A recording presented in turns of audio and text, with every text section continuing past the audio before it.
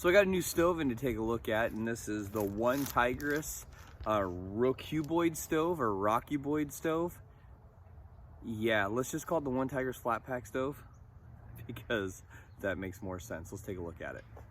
OneTigris sent me this stove to take a look at. This is their new design on their flat pack stove.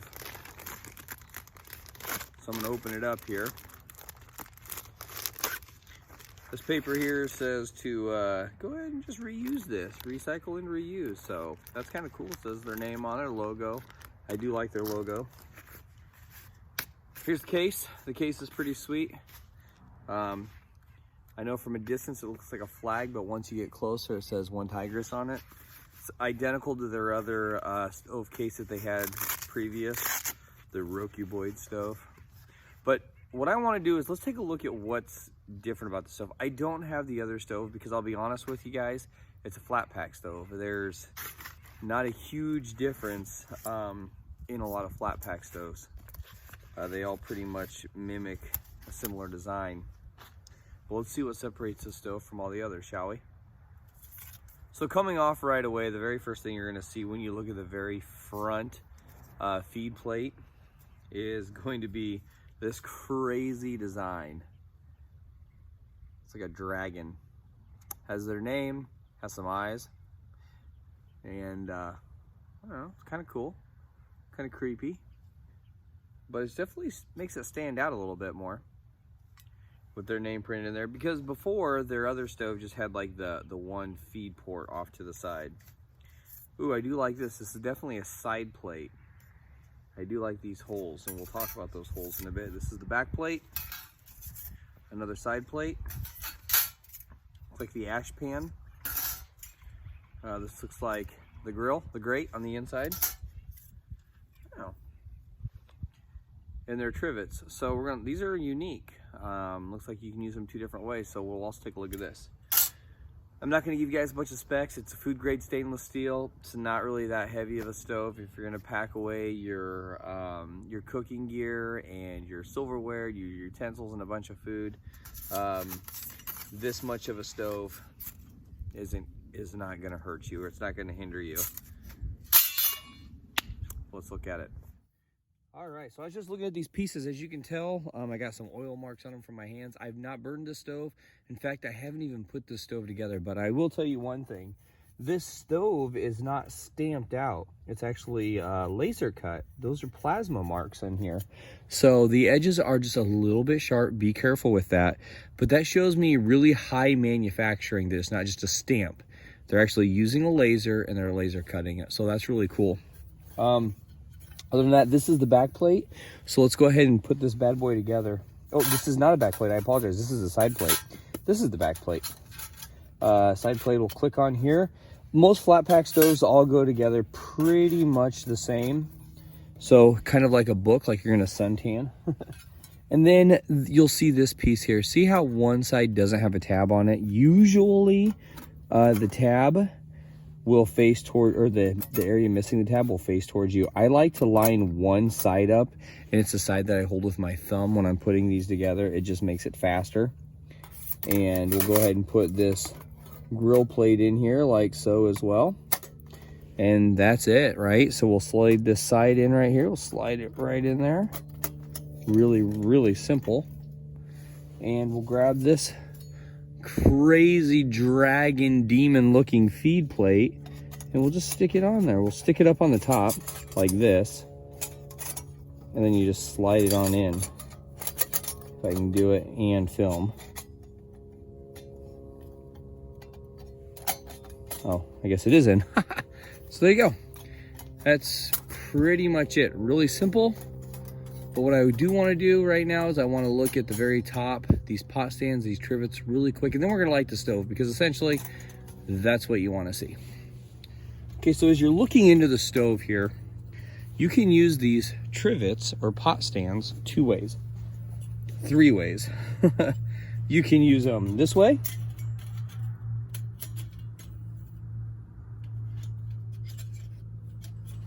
Into the laser cuts. Or it looks like they're cut a little bit different, so you could turn them the other way for a deeper setup, which basically means that it's just going to get the pot stand and lower the pot closer to the fire. You can even take this and turn it this direction as well. For some reason, maybe you want your pot stands this way while you're feeding it. You can move them in closer, you can move them out further, one notch out further. Now, this is the selling point for this stove for me. And I'll tell you why, and I'll show you why in just a moment. But here it is. You can take these pot stands and you can interlock them like this into an X. And then you can take them and stick them over your stove. Now, why to me this is such a big game changer for the stove is because, as you guys know, I primarily use a Canteen Cup. And a Canteen Cup is very, very odd in size. It's a peanut shape. So to get it to fit most stoves is very difficult. This pattern right here allows me to use a Canteen Cup, and I'll show you. Let me grab my cup. All right, so here is the Canteen Cup. This is my heavy cover canteen. I pretty much use this thing on every outing. So look at that. Brilliant. If you're a Canteen Cup user, so you know, this stove will hold your canteen absolutely no problem. And it looks creepy cool while you're doing it. But there's a couple other things I have to check before I light the stove. Is it gonna hold my main skillet, which is the Bugaboo 8-inch skillet from GSI? Yes. Yes, it does. I didn't have any worries whatsoever that it would hold the skillet. And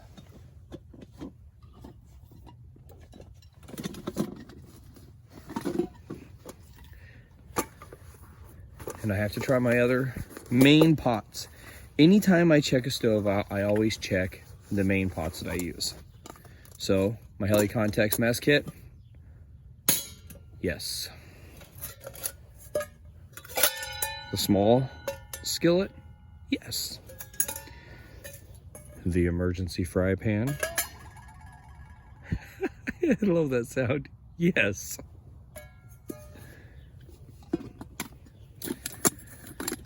A lot of people use the Stanley Cup. Absolutely. However, for me, I use this on a totally different stove that was actually made around this one. But if you do use the Stanley Cup, absolutely. And over here, I got another one. My kettle. 100% yes. If you guys can think of another pot or anything that you're curious, really the only one that's really a concern is the Canteen Cup because it is the peanut shaped bottom. But honestly, all my main cooking accoutrement fits perfect. Okay, let's light the stove up, shall we? I'm gonna clean this up before I light the stove up because yeah, that's just gonna bother me.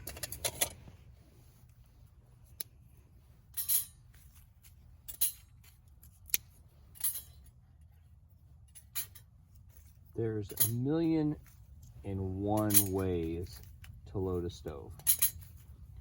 I just broke all these pieces up and I'm just gonna throw them all in here and light it. This stove is actually pretty good size. So you don't have to worry about having a stove that's gonna burn long enough. I know a lot of people out there, even though there's some really big fans of small stoves, a lot of people don't like to cook on the smaller stoves because they just take too much babysitting. And that's true with really any small stove because you are working with a smaller burn chamber. So that's just how it goes. I mean, there's no way around that. All right, let's light it.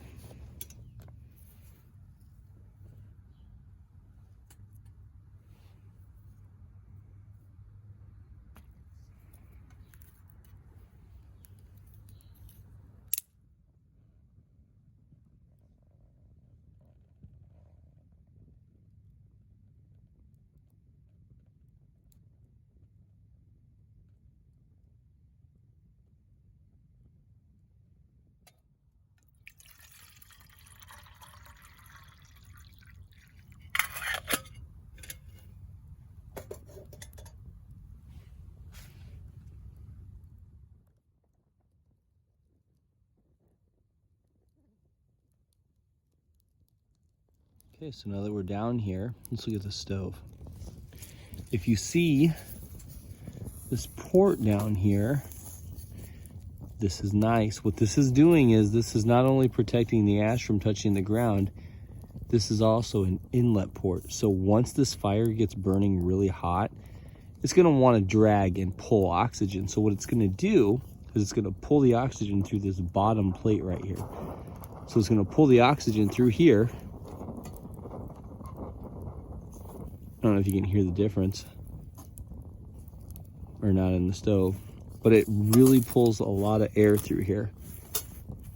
And then it feeds the fire with what it needs.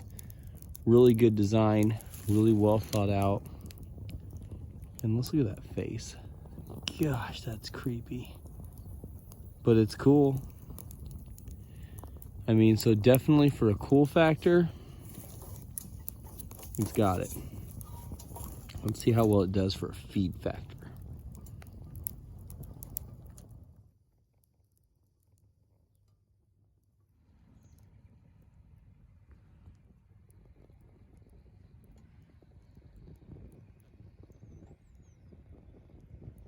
So I'm going to have the Quaker Real Medleys, apple walnut, oatmeal. Sounds great. Using my heavy cover titanium spork as always. Good thing so far about this stove is it's one of those feeder stoves. You can just sit here and just keep on dumping wood into it as long as you want. It's got a big enough capacity that it will hold the wood, and it wants it. So so far I have zero problems with the stove. I haven't choked it out at all. I've just been feeding it wood. If you don't want to feed a stove with a bunch of wood, you don't have to do what I did.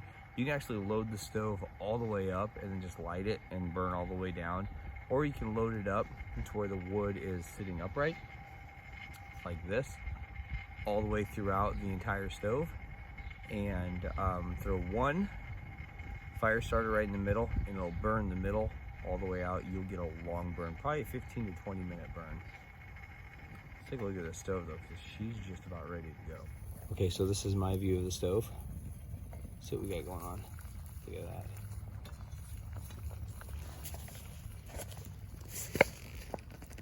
Open up my stuff.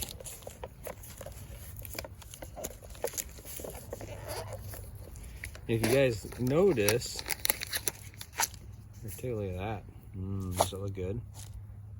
Fruit and oatmeal, sweet diced apples, chopped walnuts, tart cranberries, and multigrain. Looks good.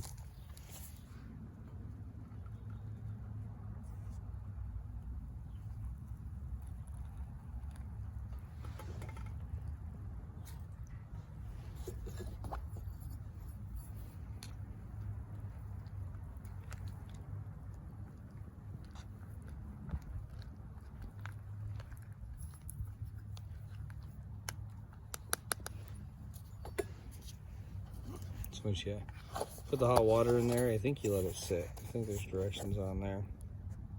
Yeah, so I'll just let it sit. Let it sit for about a minute.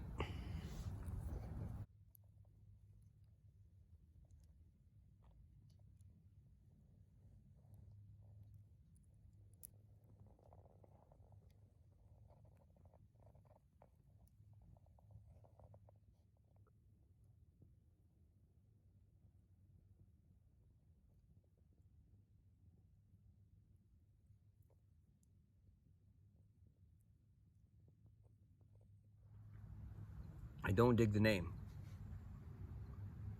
Rocuboid. It's a wood stove.